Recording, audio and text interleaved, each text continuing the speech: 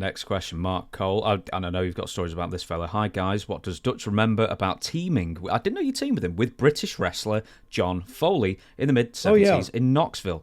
He would later go on to be the lead heel manager for the Hearts and Stampede. Did he ever try and get Dutch to work Calgary? Thanks.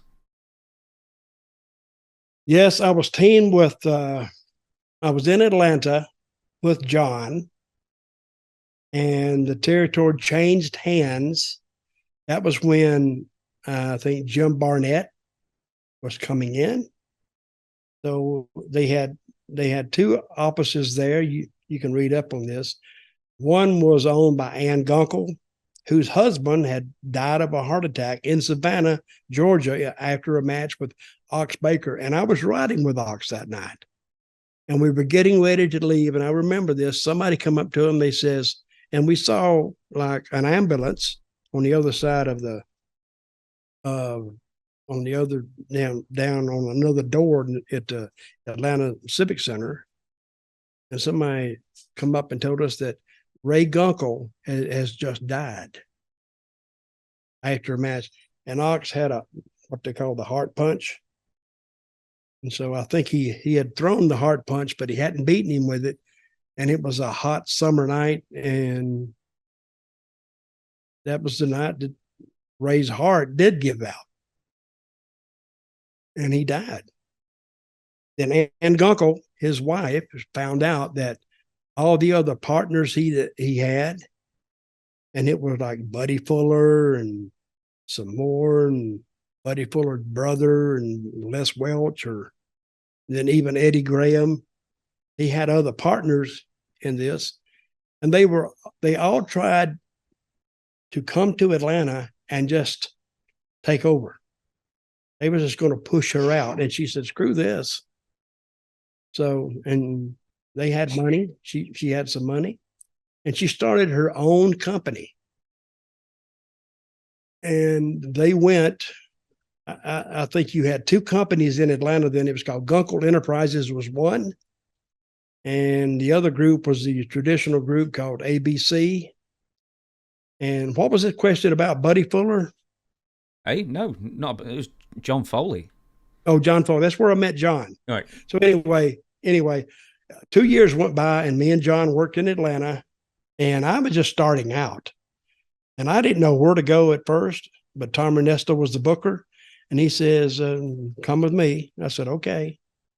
So I knew him. I didn't know the other people that were coming in, and John did too. And then finally, when the other group won the war, the NWA group won the war, and we were sent out. We couldn't work in Atlanta because it was full. And I went to work in Knoxville, me and John, for Ron Fuller.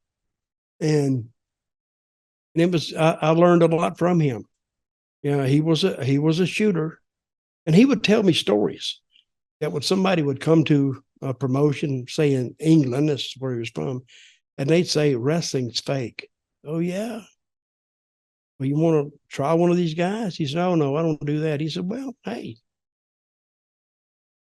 He would line some guys up, and John would always be on the end. John had a little pot gut on him, and he was always smoking a cigarette. And he says, out of those four guys, you know, you'd have some big guys up there. Which one do you think you can beat? Well, of course, they picked John. He was an older guy. He had a little goatee. John Foley was the worst one they could have picked because he was what they call a hooker. And a hooker in wrestling parlance means a guy that can hook you and actually yank your shoulder out of socket. Well, they'd go in the ring if the guy really wanted to, and John would just beat the shit out of the guy. I mean, he wouldn't punch him or kick him or nothing, but he would roll him around and have him all tied up, and he'd have the guy screaming. And they would say, they would lean over, whoever was the motor said, "Do you think it's fake now?" And tell him it's fake. And every time he'd say, "I think it's," oh, he'd have them screaming. And John was very, very good. And he offered to show me how to do it. Of course, I politely declined because I felt like I need to train my body for work wrestling, not shoot wrestling. And yeah, I knew John very well. And I think he's passed away now, but I'm not sure. But I knew his daughter. And there's a story about him that I think his daughter was in a car wreck. I don't know if this is true or not. And he paid one of the Hart boys to break her leg so they could sue the insurance company for more money. Jesus. You ever heard that story? No. Well, if you read enough, that'll pop up. Crikey. No, I've never heard that one before. He died in 1988. Well, he's been gone a long time. Yes, and I knew him in say probably in 75. Did you know that you and he were the NWA Tennessee Tag Team Champions 2 times? Yes, I did know that. I mean, you were there, so I mean, you probably did. Yes. And Knoxville at the time, that was when Ron Fuller was taking it over, and Ron Fuller had a different way of promoting wrestling, and it was entertaining, it was good, it was believable, and Ron Fuller drew a ton of money in Knoxville and East Tennessee. The matches were the trips were short. Sometimes the trip would be 50 miles. That was that's almost like going to TV, 50 miles and nothing. You'd be back before 12 o'clock. It was like working a job, a second shift job, but you're back home every night at about 12 o'clock. And that was the way he sold the territories. He wanted to get guys to come in.